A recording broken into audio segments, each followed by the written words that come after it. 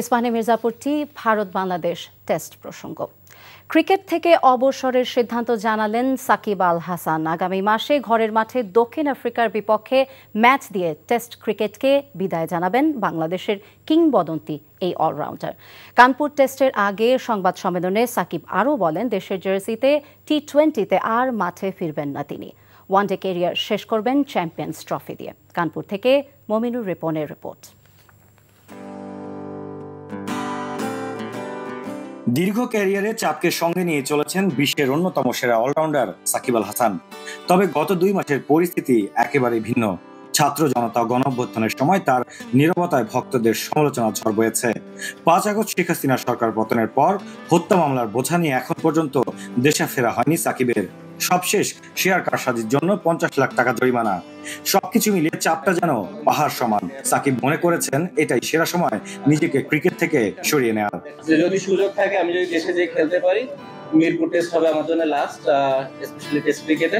এবং সেই কথাটা বোর্ডের সবার সাথে বলা হয়েছে এবং তারা এই বিষয়টা জানে এবং তারা চেষ্টা করছে যে কিভাবে এটাকে সুন্দরভাবে অ্যারেঞ্জ করা যায় এবং যাতে করে আমি যে খেলতেও পারি এবং নিরাপদ ফিল করি। অ্যাট দি সেম টাইম যখন দেশের বাইরে আসার দরকার হবে এবং দেশের বাইরে বের হতেও যেন আমার কোনো সমস্যা না হয়।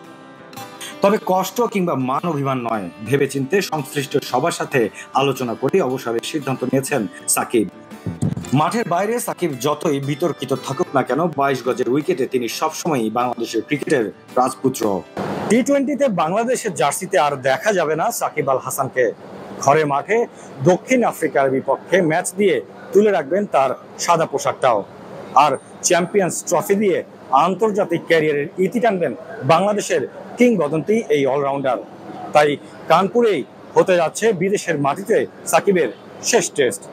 Mominur Ripon, NTV news, green park cricket stadium, Kanpur, Bharat. I think আমি লাভ উইথ ইউ। ভালোবাসা কি এভাবেই হয়?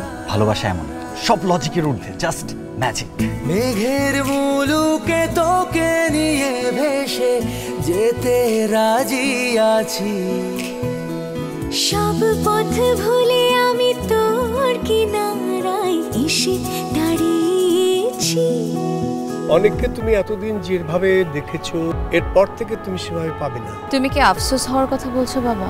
You are good human being. আমি আমার মায়ের মতো হয়েছি। কাজটা তুমি ঠিক করেছো।